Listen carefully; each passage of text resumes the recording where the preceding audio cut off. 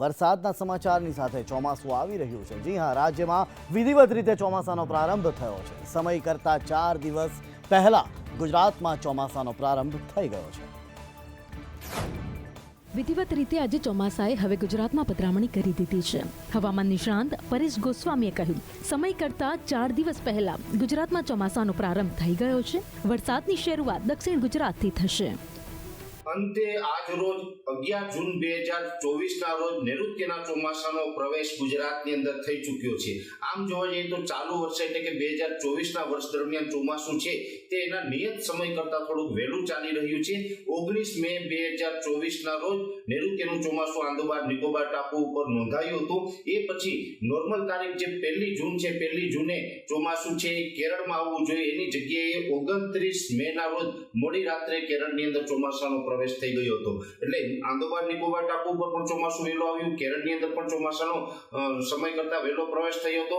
એ પછી મહારાષ્ટ્રના મુંબઈમાં પણ સમય કરતાં ચોમાસું વહેલું પ્રવેશ્યું હતું અને આજે 11 જૂન 2024ના રોજ ચોમાસું છે એ ગુજરાતમાં પ્રવેશ કરી ગયું છે। એક તરફ દેશમાં પ્રી મોન્સૂન વરસાદની શરૂઆત થઈ છે, તો બીજી તરફ અનેક રાજ્યો ગરમીથી હજી પણ શેકાઈ રહ્યા છે। હવામાન વિભાગે મધ્યપ્રદેશના 27 જિલ્લાઓ અને રાજસ્થાનના 8 જિલ્લામાં વરસાદની ચેતવણી આપી છે। અહીંના અનેક જિલ્લામાં વરસાદી માહોલ સર્જાશે, તો ગુજરાત અને મહારાષ્ટ્રમાં વરસાદ આવતા લોકો બફારા અને ઉકળાટમાંથી રાહત મેળવી છે। બીજી તરફ અનેક રાજ્યો જે હજી પણ વરસાદની વાટ જોઈ રહ્યા છે, જેમાં ઉત્તર અને પૂર્વ ભારત હીટવેવની ઝપેટમાં છે। બિહારમાં આજે ભારે હીટવેવનું એલર્ટ છે, તો બિહાર એકમાત્ર એવું રાજ્ય છે જ્યાં હવામાન વિભાગે ગરમીને લઈને રેડ એલર્ટ જાહેર કર્યું છે। બિહારમાં શાળા ખુલ્યાના પ્રથમ દિવસે જ ઘણી જગ્યાએ વિદ્યાર્થીઓ અને શિક્ષકો બેહોશ થઈ ગયા હતા, જેથી રાજ્યની શાળાઓમાં 15 જૂન સુધી રજા જાહેર કરવામાં આવી છે। બિહાર ઉપરાંત ઉત્તર પ્રદેશ અને દિલ્હીમાં પણ ગરમીનો પ્રકોપ ચાલી રહ્યો છે। યુપીનું પ્રયાગરાજ સોમવારે 46.3 ડિગ્રી સેલ્સિયસ સાથે દેશનું સૌથી ગરમ શહેર હતું। આઈએમડી અનુસાર ગરમીની નવી લહેર જમ્મુ કાશ્મીર, હિમાચલ પ્રદેશ, ઉત્તરાખંડ, પંજાબ, હરિયાણા, રાજસ્થાન, મધ્યપ્રદેશ, ઝારખંડ, ઓડિશા અને પશ્ચિમ બંગાળના મેદાની વિસ્તારોમાં પણ। રાહુલ ગાંધી અને પ્રિયંકા ગાંધી યુપીના રાયબરેલીમાં જનતાનો આભાર માનવા માટે પહોંચ્યા હતા, જ્યાં રાહુલ ગાંધીએ કહ્યું કે જો પ્રિયંકા વારાણસીથી ચૂંટણી લડી હોત ને તો વડાપ્રધાન મોદીને મોટા અંતરથી હરાવ્યા હોત। લોકસભાની ચૂંટણીમાં જીત બાદ રાહુલ અને પ્રિયંકા ગાંધી પહેલીવાર આજે રાયબરેલી પહોંચ્યા હતા, જ્યાં એક સભામાં લોકસભા ચૂંટણીના પરિણામોને લઈને દાવો કરતા કહ્યું કે જો પ્રિયંકા ગાંધી વારાણસીમાં ચૂંટણી લડ્યા હોત તો આજે ભારતના વડાપ્રધાન વારાણસીની ચૂંટણી 2-3 લાખ મતોથી હારી ગયા હોત। તેમણે કહ્યું કે હું આ વાત અહંકારથી નથી કહી રહ્યો, હું આ એટલા માટે કહી રહ્યો છું કારણ કે ભારતની જનતાએ વડાપ્રધાનને સંદેશ આપ્યો છે કે અમને તમારી રાજનીતિ પસંદ નથી અને અમે તેની વિરુદ્ધ છીએ। અમે નફરતની વિરુદ્ધ છીએ, હિંસાની પણ વિરુદ્ધ છીએ। वाराणसी में जान बचा के निकले हैं प्रधानमंत्री,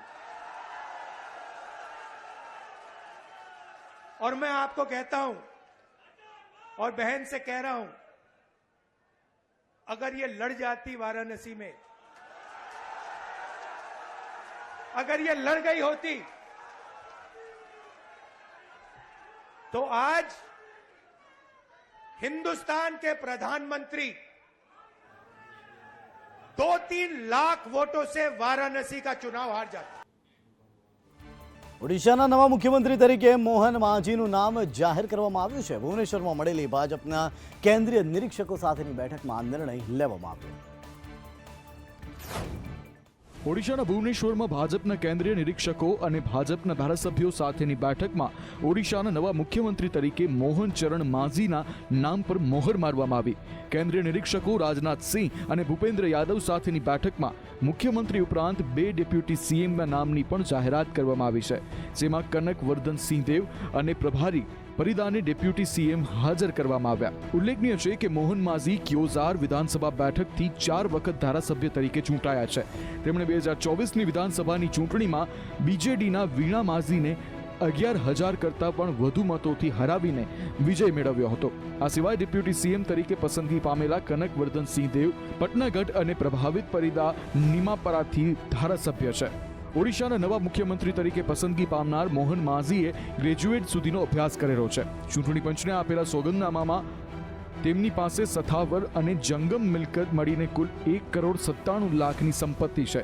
તારીખ 12 જૂને મોહન માઝી મુખ્યમંત્રી પદના શપથ લેશે, જેમાં વડાપ્રધાન નરેન્દ્ર મોદી, કેન્દ્રીય મંત્રીઓ, સાંસદો અને વિવિધ રાજ્યોના મુખ્યમંત્રીઓ સહિત 50,000થી વધુ મહેમાનો હાજરી આપશે.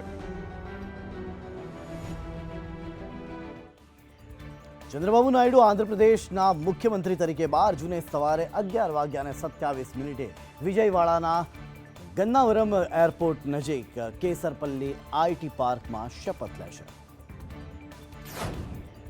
ચંદ્રબાબુ નાયડુ સતત ચોથી વખત રાજ્યના સીએમ તરીકે શપથ લેવાના છે. આ શપથ સમારોહમાં વડાપ્રધાન મોદી સહિત અનેક મોટા નેતાઓ હાજરી આપી શકે છે. એવી ચર્ચા છે કે પવન કલ્યાણ નાયડુની સાથે ડેપ્યુટી સીએમ તરીકે શપથ લઈ શકે છે. આ સિવાય ટીડીપીના મહાસચિવ અને નાયડુના પુત્ર નારા લોકેશ અને જનસેનાના નેતા એન મનોહર પણ શપથ લે તેવી શક્યતા છે. નાયડુની કેબિનેટમાં ટીડીપીને 20 મંત્રીપદ, જનસેનાને 3 અને ભાજપને 2 મંત્રીપદ મળી શકે છે. બીજી તરફ આંધ્રપ્રદેશમાં નવી સરકાર બનાવવા માટે એનડીએની તેલુગુ દેશમ પાર્ટી, જનસેના અને ભાજપના ધારાસભ્યોએ વિજયવાડામાં બેઠક યોજી હતી, જેમાં ટીડીપી પ્રમુખ ચંદ્રબાબુ નાયડુને સર્વસંમતિથી એનડીએ ધારાસભ્ય દળના નેતા તરીકે પસંદ કરવામાં આવ્યા હતા. અભિનેતામાંથી રાજકારણી બનેલા જનસેનાના વડા પવન કલ્યાણને વિધાનસભામાં ફ્લોર લીડર તરીકે ચૂંટવામાં આવ્યા હતા. મહત્વનું છે કે લોકસભાની સાથે યોજાયેલી રાજ્યની વિધાનસભામાં એનડીએ 175માંથી 164 બેઠકો જીતીને એકતરફી જીત મેળવી હતી. મણિપુર 1 વર્ષથી ભડકે બળી રહ્યું છે, ત્યારે આરએસએસના વડાએ મોદી સરકારને મણિપુર બાજુ ધ્યાન આપવા માટે પોતાના ભાષણમાં કહ્યું. મણિપુર છેલ્લા 1 વર્ષથી શાંતિની રાહ જોઈ રહ્યું છે.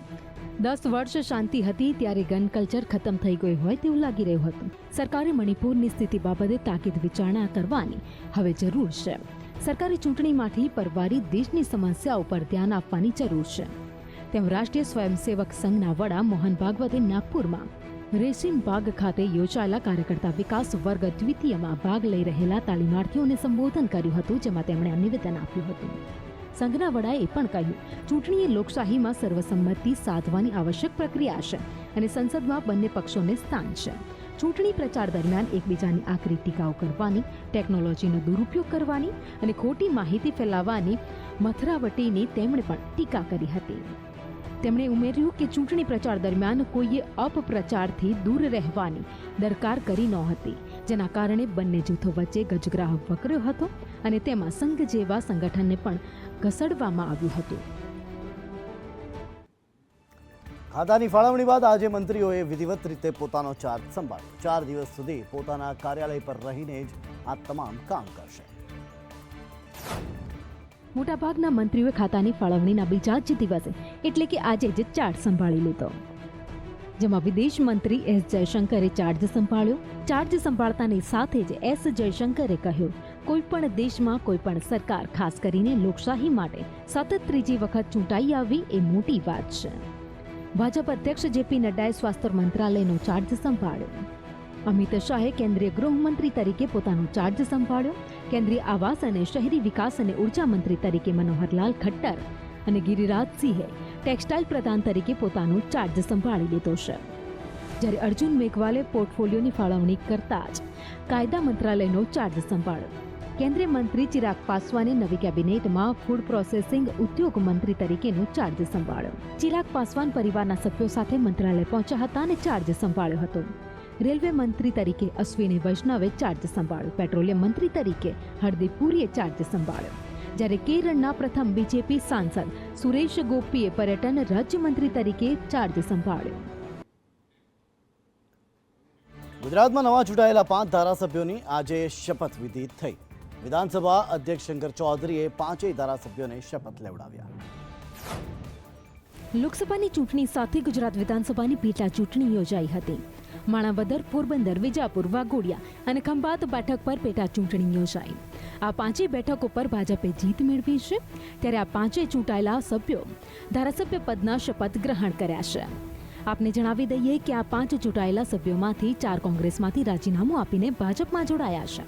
આ પાંચેય નવા ધારાસભ્યોને વિધાનસભાના અધ્યક્ષ શંકર ચૌધરીએ શપથ લેવડાવ્યા. આ સાથે જ વિધાનસભામાં ભાજપનું સંખ્યાબળ 161 થઈ ગયું છે. પોરબંદરથી અર્જુન મોઢવાડિયા, વિજાપુરથી સીજે ચાવડા, વાઘોડિયાથી ધર્મેન્દ્રસિંહ વાઘેલા, ખંભાતથી ચિરાગ પટેલ અને માણાવદરથી અરવિંદ લાડાણી ધારાસભ્ય પદે ચૂંટાયા છે. આ સાથે જ વિધાનસભાની કુલ 182 બેઠકો પૈકી 181 બેઠકનું સંખ્યાબળ થઈ ગયું છે. હાલમાં વિધાનસભાની ફક્ત એક જ વિસાવદર બેઠક ખાલી છે. આ બેઠક પર લોકસભાની ચૂંટણી સાથે પેટા ચૂંટણી નહોતી થઈ. કોર્ટમાં અરજી પેન્ડિંગ હોવાથી આ બેઠક પર ચૂંટણી નહોતી. 7 રાજ્યોની 13 વિધાનસભા બેઠકો માટે પેટા ચૂંટણી યોજાવાની છે. 10 જુલાઈએ મતદાન થશે તો 13 જુલાઈના રોજ પરિણામ જાહેર કરાશે. દેશના 7 રાજ્યોની 13 વિધાનસભા બેઠકો માટે પેટા ચૂંટણીની તારીખ જાહેર કરવામાં આવી છે. 10 જુલાઈએ 7 રાજ્યોની 13 વિધાનસભા બેઠક પર મતદાન થશે. 13 જુલાઈએ પરિણામ જાહેર થશે.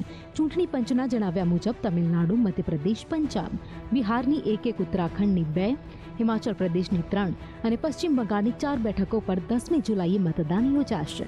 આ બેઠકો પર નોટિફિકેશન 14મી જૂને બહાર પડશે. પેટા ચૂંટણી માટે નોમિનેશનની છેલ્લી તારીખ 21મી જૂન નક્કી કરાઈ છે. 24 જૂને ઉમેદવારી પત્રોની ચકાસણી થશે. ઉમેદવારી પત્ર પાછું ખેંચવાની છેલ્લી તારીખ 26 જૂન છે. ત્યારબાદ 10 જુલાઈએ મતદાન થશે અને 13 જુલાઈએ પરિણામ જાહેર થશે. તાજેતરમાં જ દેશમાં લોકસભાની ચૂંટણી 7 તબક્કામાં પૂરી થઈ છે.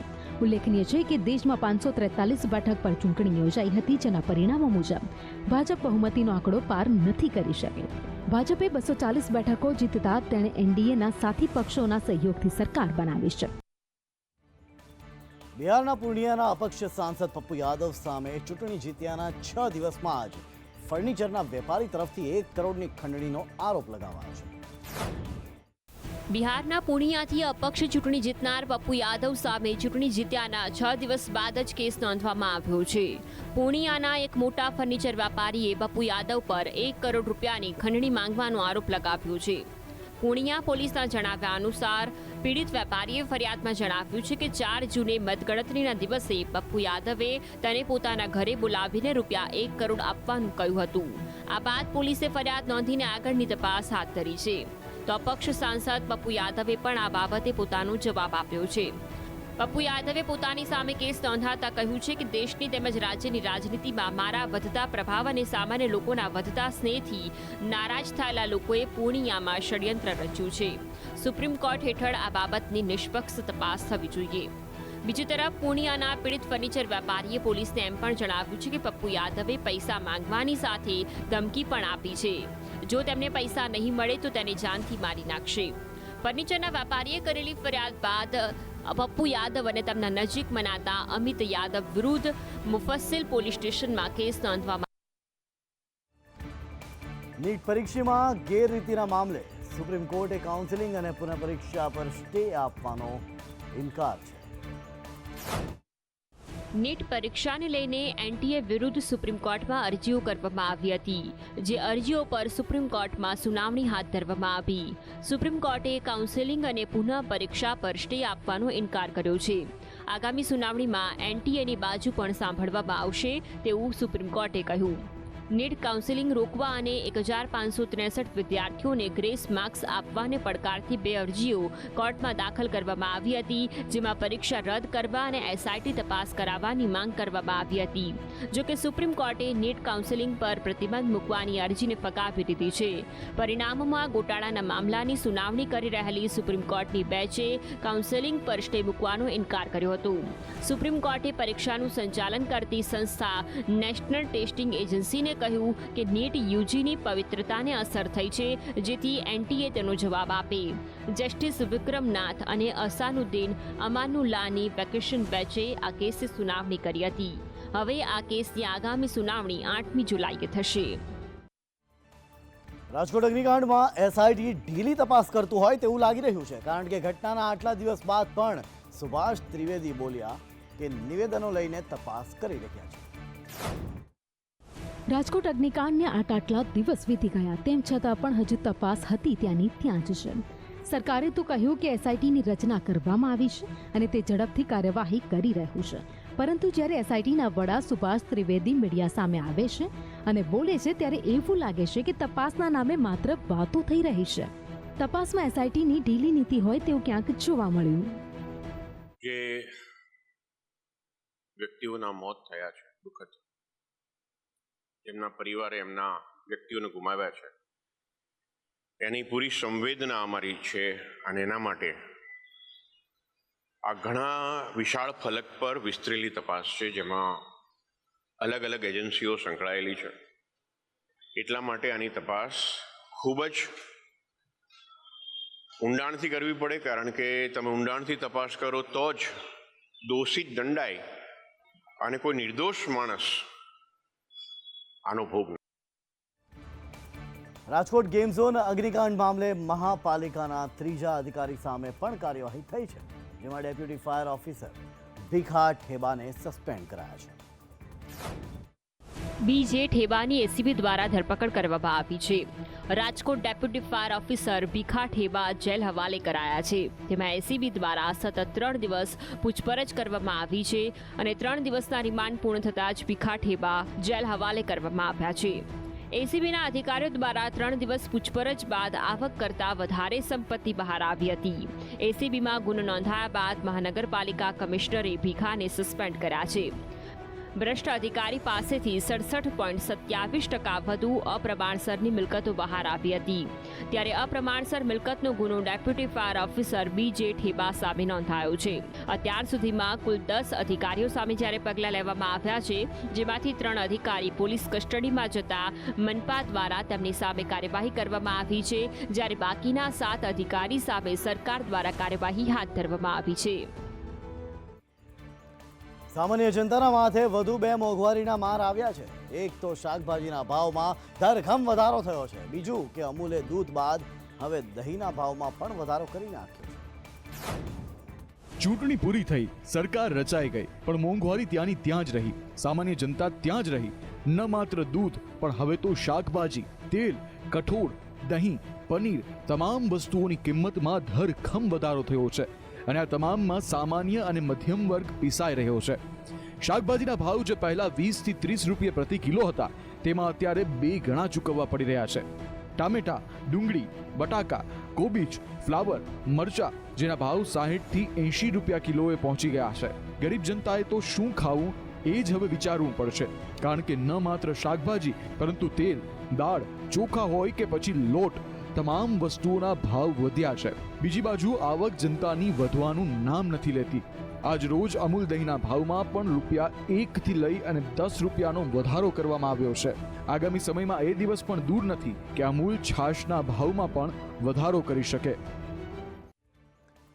ચારધામ યાત્રામાં આ વખતે અત્યાર સુધીમાં 20 લાખ જેટલા લોકોએ દર્શન કર્યા છે, જેમાં એક મહિનામાં 100 જેટલા લોકોના મોત થયા છે. ઉત્તરાખંડની ચારધામ યાત્રા એ સૌ કોઈ કરવા ઈચ્છતા હોય છે અને દર વર્ષે મોટી સંખ્યામાં ભાવિક ભક્તો દર્શન પણ કરતા હોય છે. તેવામાં આ વર્ષે દર્શનાર્થીઓની ભીડ શરૂઆતી દિવસોમાં જ એટલી વધી ગઈ હતી કે ઓફલાઈન બુકિંગ કેન્સલ કરવામાં આવ્યા હતા અને હરિદ્વારમાં જ હજારો યાત્રિકો ફસાયા હતા. છેલ્લા 1 મહિનાથી યાત્રાનો પ્રારંભ થયો છે, ત્યારે 30 દિવસમાં 20 લાખ શ્રદ્ધાળુઓએ ચારધામ યાત્રાનો લાભો લીધો છે. બીજી બાજુ એક જ મહિનામાં 100 શ્રદ્ધાળુઓના મોત થયા છે.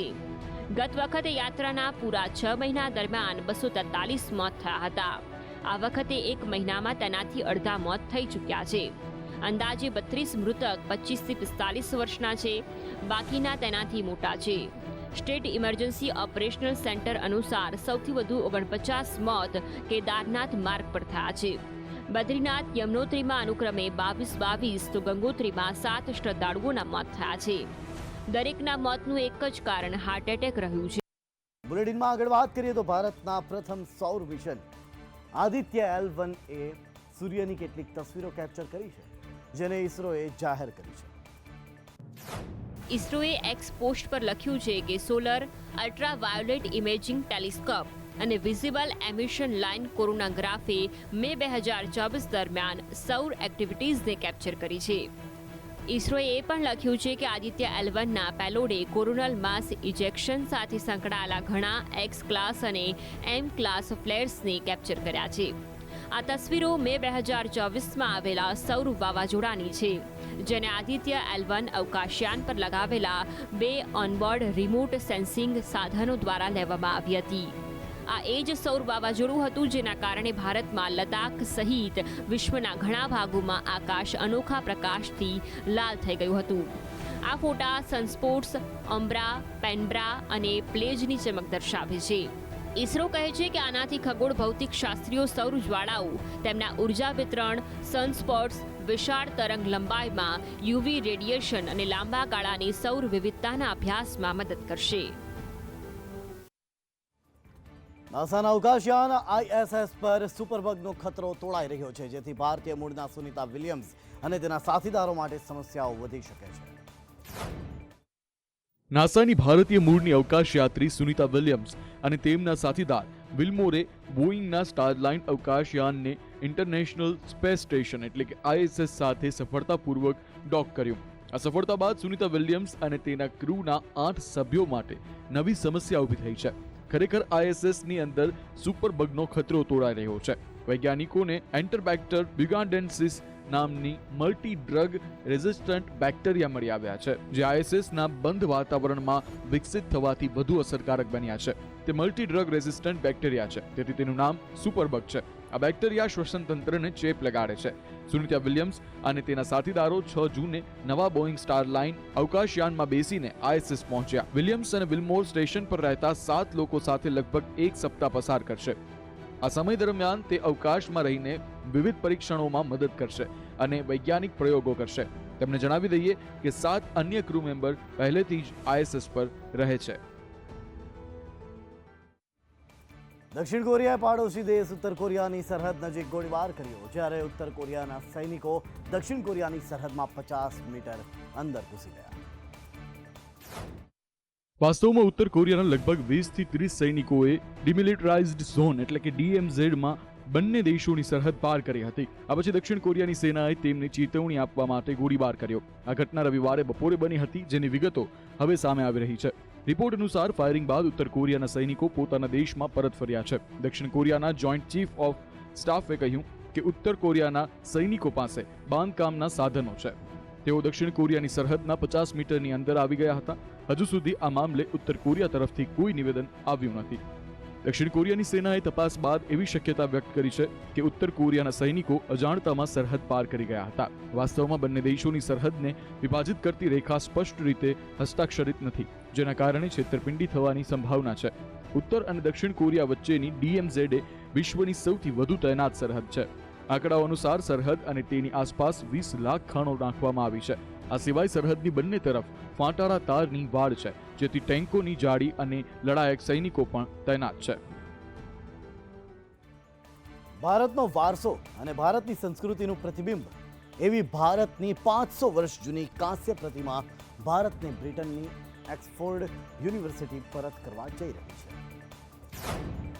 આ મૂર્તિ સંત તિરુમંગાઈ અલવરની છે, જે 16મી સદી દરમિયાન તમિલનાડુના એક મંદિરમાંથી ચોરાઈ હતી. સંત તિરુમંગાઈ અલવર દક્ષિણ ભારતના 12મા અલવર સંતોમાંના છેલ્લા હતા. હાલમાં પ્રતિમા ઓક્સફોર્ડ યુનિવર્સિટીના એશમોલિયન મ્યુઝિયમમાં રાખવામાં આવી છે, જે જોવા માટે લગભગ 1800 રૂપિયા ચૂકવવા પડે છે. સંત તિરુમંગાઈ અલવરની આ પ્રતિમા 1 મીટર ઊંચી છે. બ્રિટનમાં ભારતીય હાઈ કમિશને 11 માર્ચ 2024ના રોજ ઓક્સફોર્ડ યુનિવર્સિટીને પુરાવા આપ્યા હતા કે આ મૂર્તિ તમિલનાડુના મંદિરની છે.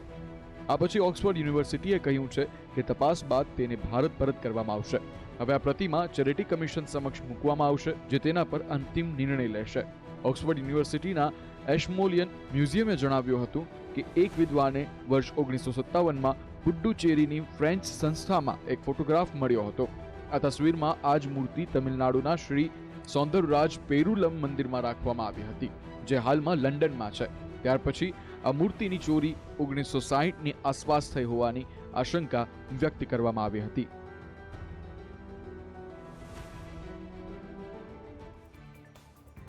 માલાવીના વાઇસ પ્રેસિડેન્ટ સાઉલોસ ક્લાઉસ ચિલીમાં અને અન્ય 9 લોકોનું વિમાન દુર્ઘટનામાં મોત થયું છે.